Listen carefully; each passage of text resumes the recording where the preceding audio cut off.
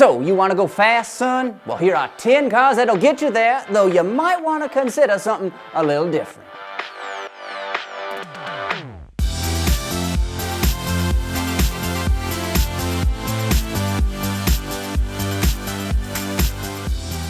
Hello again and welcome to another amazing, incredible, stupendous installment of the short list. And not to brag, but this episode is an absolute humdinger, a real dilly. You know, bad cars are hard to come by these days. Even budget manufacturers turn out exceptional products. Still, some offerings are, well, less nice than others. And this got me to thinking, what are the least desirable performance cars available today? And to answer this, I queried the AutoGuide staff, and here are our 10 picks. And we start with the BMW i8, which was nominated by Sami Hajizad. The car has tons of style and technology, but he said it's not much of a performance car. Shame since it looks so exotic. Another downside, this Bimmer is also incredibly expensive, stickering for around 145 grand. Yikes.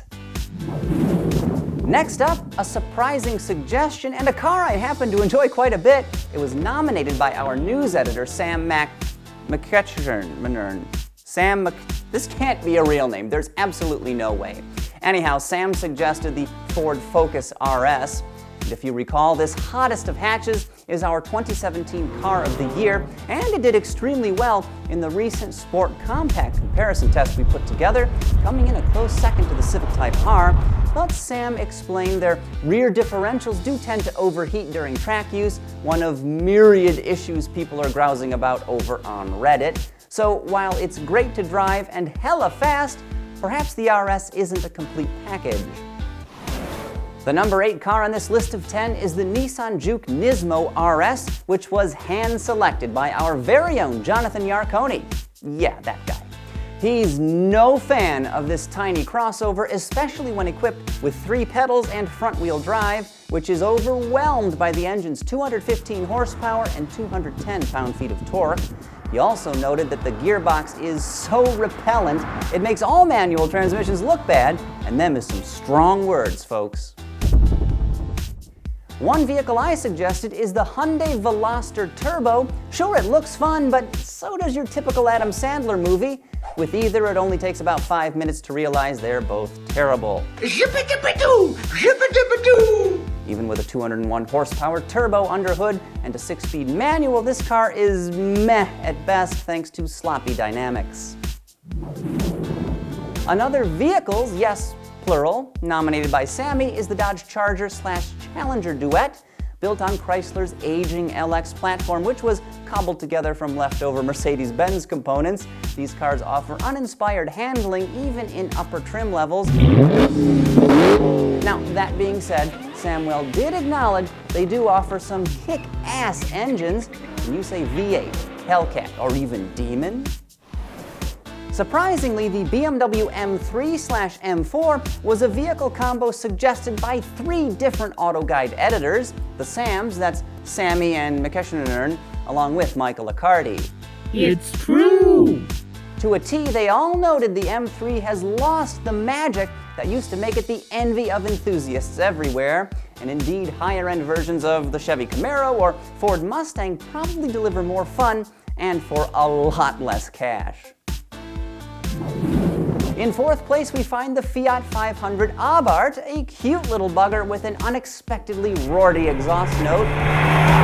Unfortunately, the car is also compromised with a completely awkward driving position, improper ergonomics, and hefty blind spots. It's quick and affordable, but enthusiasts looking for a performance car can do much better. Next up, Maserati. No, that's not a single nameplate, but an entire automaker. Sammy suggested the Trident brand because its entire range is ostensibly sporty and designed for people that love to drive, but its products, well, they tend to fall completely flat. Okay, so here's a selection that is sure to make most of you froth at the mouth with unbridled rage because I nominate Subaru's WRX STI. This rally-bred all-wheel drive machine may have legions of fans, but I don't understand why. It's positively agricultural in every way, from the sloppy shifter and vague clutch to its laggardly engine and weird steering feel. The STI also came dead last in our Sport Compact Shootout by a wide margin, might I add, though at least it never broke down during testing like the Type R did, twice. Finally, we come to the, are you ready for it? Nissan Sentra Nismo. When I first emailed the crew about the idea for this bottom 10 list, Joe responded almost immediately with a single-line reply, Sentra Nismo, in all caps. It's a car she called a massive letdown. Yarkoni also described it as utterly boring and an insult to the Nismo brand. Optimistic pricing does it no favors either. This gussied-up Sentra starts at nearly 26 grand, making it a few $100 more expensive than a base Volkswagen GTI, which of course is a legitimately awesome ride. And there you have it, 10 of the worst performance cars available today. I'm sure you completely disagree with all of them and think we are nothing but a bunch of mollycoddled blowhards, but you are entitled to your own opinion, even if it's wrong. Anyway, thanks so much for watching this episode of The Shortlist, and we'll see you next time. Or not, if you've unsubscribed from our YouTube channel.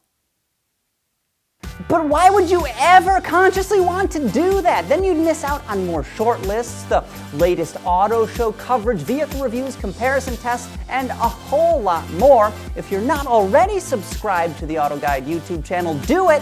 And if you're thinking about unsubscribing, well, just stop. Do yourself a favor and stop.